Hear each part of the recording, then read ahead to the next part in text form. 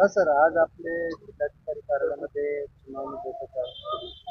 काय मागणी कोणत्या मागणीच्या अनुषंगाने तुम्हाला बैठक झाली? दिव्यांग ब्रद निराधार मित्रमंडळ महाराष्ट्र संस्थापक अध्यक्ष चंपतराव डाकुरे पाटील कुंचिलीकर 10 सप्टेंबर रोजी दिव्यांग ब्रद निराधारला न्याय हक्क मिळावा म्हणून बेमुदत धरणे आंदोलन, अनेक प्रकारचे आंदोलन आणि नाही दिव्यांगांना हक्क द्या, नसेल तर सोयीच्या मरण्याची परवानगीसाठी आम्ही बसला असता माननीय जिल्हाधिकारी साहेबांनी अनेक वेळा बैठकी घेऊन आदेश पारित होत नसल्यामुळं डायरेक्ट त्यांनी तहसीलदार आणि अनेक संबंधित अधिकाऱ्याची आज सुनावणी आयोजित केली होती.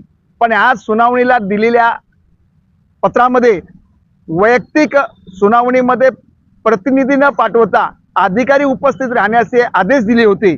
पण या ठिकाणी 5 ते 4 ते 5च अधिकारी उपस्थित राहिले.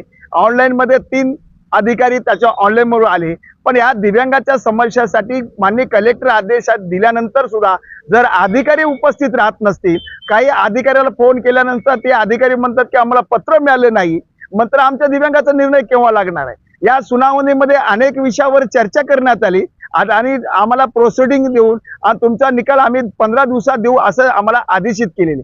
पण आम्हाला जर 15 दिवसात जर दिव्यांगाच्या प्रश्नावर तोडगा नाही निघाला, निकाल नाही दिला, सुनावणी घेऊन जर आमचा निकाल लागत नसेल तर आम्ही यानंतर उग्र स्वरूपाचं आंदोलन करण्याचा इशारा आज या आम्ही मीडियाच्या द्वारे आम्ही देत आहोत.